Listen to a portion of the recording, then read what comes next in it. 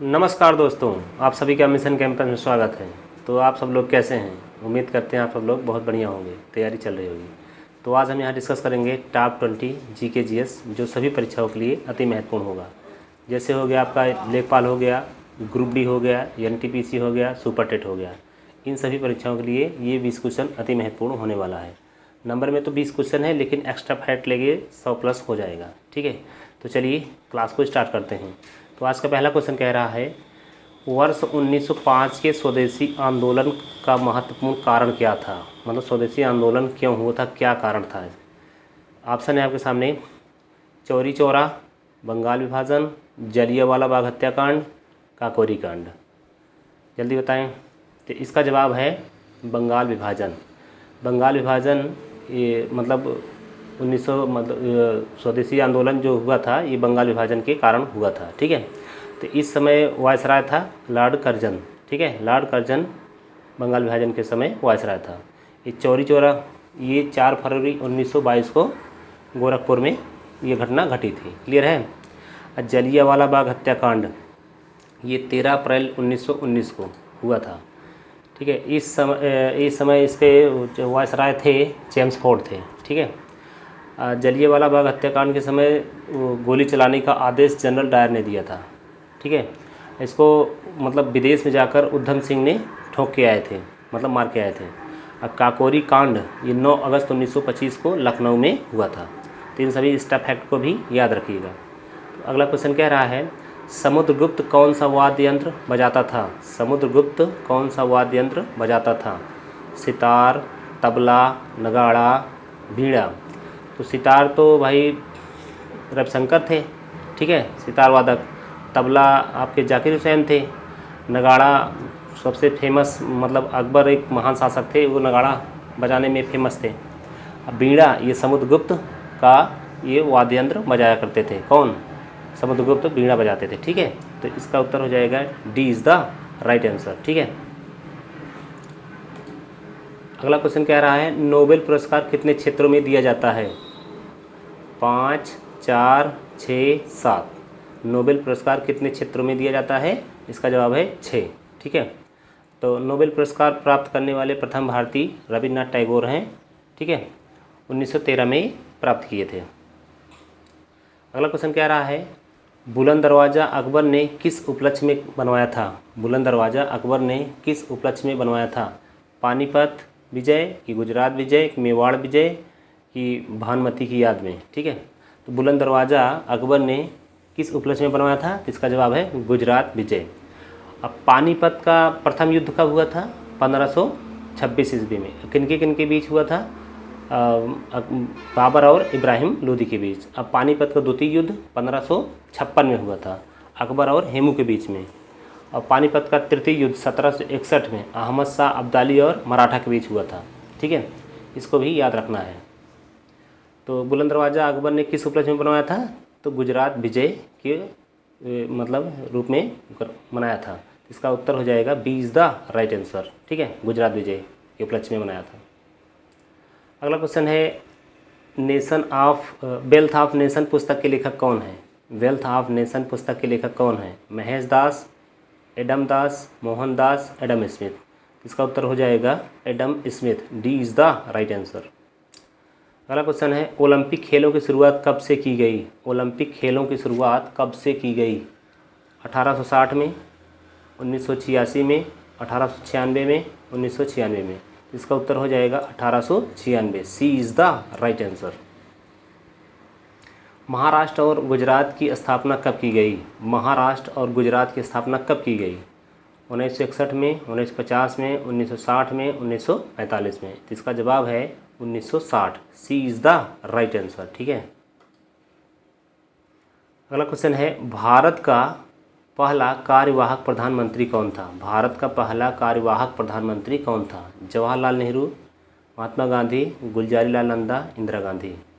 तो जैसे जवाहरलाल नेहरू की बात है तो जवाहरलाल नेहरू का जन्म 14 नवंबर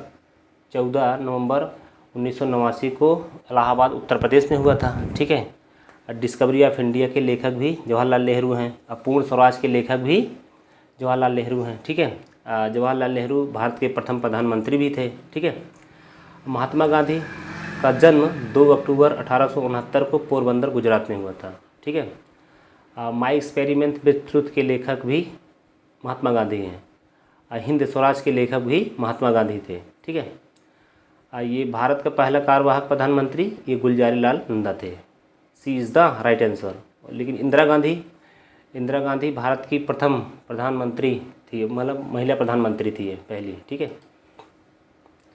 अगला क्वेश्चन है मास्टर ग्रंथि किसे कहते हैं? यकृत, धमनी, पिट्यूटरी, कैल्सिफेरॉल। इसका जवाब है पिट्यूटरी ग्रंथि। अब मानव शरीर की सबसे बड़ी ग्रंथि है यकृत है। ठीक है। भारत का सबसे स्वच्छ शहर कौन सा है? भारत का सबसे स्वच्छ शहर कौन सा है? गोवा, मुंबई, दिल्ली, इंदौर। इसका जवाब है इंदौर। ठीक है। गोवा की राजधानी पणजी है। मुंबई महाराष्ट्र की राजधानी है। ठीक है। प्रेजेंट डायरी के लेखक कौन हैं? भीमराव अम्बेडकर, रविन्द्रनाथ टैगोर, जयप्रकाश नारायण, महात्मा गांधी। प्रेजेंट डायरी के लेखक हैं जयप्रकाश नारायण। जैसे भीमराव अम्बेडकर के बारे में सुन लीजिए। इनका जन्म 14 अप्रैल 1891 महू मध्य प्रदेश में हुआ था। ठीक है। कास्ट इनहेलेशन नामक पुस्तक के लेखक भी हैं ये। ठीक है। अब प्रारूप समिति के अध्यक्ष भी हैं ये, और संविधान निर्माता भी इन्हें कहा जाता है। ठीक है। रविन्द्रनाथ टैगोर ये तो नोबेल में साहित्य के क्षेत्र में नोबेल पुरस्कार 1913 में भी पाए थे। ठीक है। महात्मा गांधी का जन्म 2 अक्टूबर 1869 में पोरबंदर गुजरात में हुआ था। अगला क्वेश्चन है इंडिया बिन्स फ्रीडम के लेखक कौन हैं? इंडिया बिन्स फ्रीडम के लेखक कौन हैं? भगत सिंह, सोहन सिंह, अबुल कलाम आज़ाद, सुभाष चंद्र बोस। जैसा कि भगत सिंह एक महान क्रांतिकारी नेता थे। तो इनका जन्म 1907 में हुआ था। ठीक है। ये मरे थे 23 मार्च 1931 को, शहीद हुए थे। ठीक है। फांसी दी गई थी इनको। और सुभाष चंद्र बोस इनका जन्म 23 जनवरी को हुआ था। ठीक है। कटक उड़ीसा में। ठीक है। अगला क्वेश्चन कह रहा है नाटो का मुख्यालय कहाँ स्थित है? नाटो का मुख्यालय कहाँ स्थित है? Saudi, Paris, Brussels, Washington. तो इसका जवाब है नाटो का मुख्यालय कहाँ स्थित है? ब्रुसेल्स में। ठीक है। ताजमहल का निर्माण किस सन में कराया गया था? ताजमहल का निर्माण किस सन में कराया गया था? 1630 में, 1631 में, 1632 में, 1640 में। तो इसका जवाब है 1632। ताजमहल का निर्माण 1632 में कराया गया था। C is the right answer. Siraj e Hind किस नगर को कहा जाता है? सुल्तानपुर, प्रतापगढ़, अमेठी, जौनपुर। सिराज ए हिंद किस नगर को कहा जाता है? इसका जवाब है Jaunpur. D is the right answer. अगला क्वेश्चन है भिलाई लौह संयंत्र किसके सहयोग से लगाया गया? भिलाई लौह संयंत्र किसके सहयोग से लगाया गया था? ठीक है। अमेरिका, जापान, रूस, ब्रिटेन। इसका जवाब है रूस। सी इज़ द राइट आंसर। अनवरत योजना किस प्रधानमंत्री ने शुरू की? अनवरत योजना किस प्रधानमंत्री ने शुरू की थी? मोरारजी देसाई, इंदिरा गांधी, लाल बहादुर शास्त्री, जवाहरलाल नेहरू। ठीक है। तो इसका जवाब है अनवरत योजना किस प्रधानमंत्री ने शुरू किया? मोरारजी देसाई। देखिए महात्मा गांधी और लाल बहादुर शास्त्री जयंती एक ही दिन मनाया जाता है, 2 अक्टूबर को। ठीक है। ये भी ध्यान रखना बात को। मुंशी प्रेमचंद का जन्म कहाँ हुआ था? मुंशी प्रेमचंद का जन्म कहाँ हुआ था? लखनऊ, बनारस, हरदोई, रामपुर। मुंशी प्रेमचंद का जन्म कहाँ हुआ था? इसका जवाब है Banaras. B is the right answer.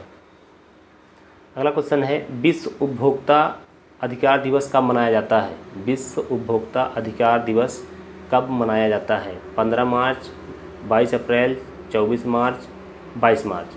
तो 15 मार्च को विश्व उपभोक्ता अधिकार दिवस मनाया जाता है, लेकिन 22 अप्रैल को पृथ्वी दिवस मनाया जाता है। 24 मार्च को विश्व तपेदिक दिवस मनाया जाता है, मतलब क्षय रोग टीबी दिवस। ठीक है। अब 22 मार्च को जल दिवस मनाया जाता है। इसको भी एक्स्ट्रा फैक्ट में याद रखिएगा। ठीक है। तो विश्व उपभोक्ता अधिकार दिवस कब मनाया जाता है? 15 मार्च को। ठीक है। अब 22 अप्रैल को पृथ्वी दिवस, 24 मार्च को विश्व तपेदिक दिवस मतलब टीबी दिवस, और 22 मार्च को जल दिवस मनाया जाता है। आज का लास्ट क्वेश्चन है भारत का राष्ट्रीय बजट कब पेश किया जाता है? जुलाई, अप्रैल, फरवरी, जनवरी। भारत का राष्ट्रीय बजट कब पेश किया जाता है? इसका जवाब होगा फरवरी। ठीक है।